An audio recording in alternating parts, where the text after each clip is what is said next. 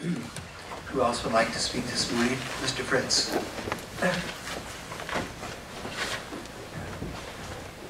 James Fritz, 271 Crutcher Road.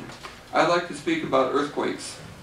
Earthquakes seem to go in cycle. Between 1956 and 1965, there was a whole series of massive earthquakes, starting with the 9.6 in Chile. It was the strongest in recorded history, and ending with the Alaskan earthquake, which was 9.2, that did incredible damage.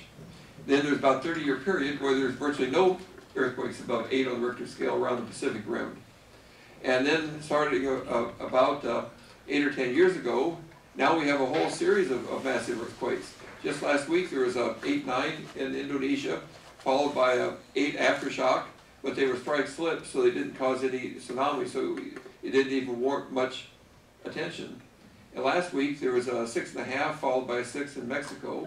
2 minutes after the 6.5, there was an earthquake in Oregon that was about 4 on Richter scale. Now what I'm getting at is there's one place there haven't been any, and that's the west coast of the United States. Now I think the probability is virtually 100% that in the next 5 years, probably the next 2 years, we'll have 1 or more earthquakes stronger than 7.5 on the Richter scale on the west coast of the United States. Now Port Townsend is particularly vulnerable. We have this old decrepit pipeline supplying water to Port Townsend. There are no alternatives. You are not tied into the county water system. If that goes down, you guys are going to be using Santa cans, literally, in Port Townsend. When you turn on that faucet and there's no water, you have one flush, and then it's Santa can time. Now there is an option. The PUD would like to drill a well by the airport, and they say it would have about 3,000 gallons per minute, equivalent to the sparkling well.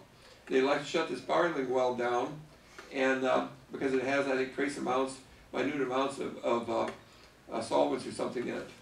But the State Department of Ecology won't let them build a new well.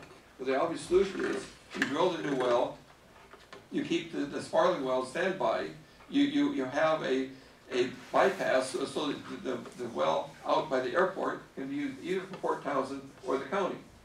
And if something happens to the pipeline, you cut it in to the Port Townsend and use the county sparkling well to supply the county. Otherwise, like I said, people in Port Townsend are going to have to be evacuated or use Santa cans. And this is a serious thing. Lobby the State Department of Ecology and your politicians to get that well in. Thanks. Thanks.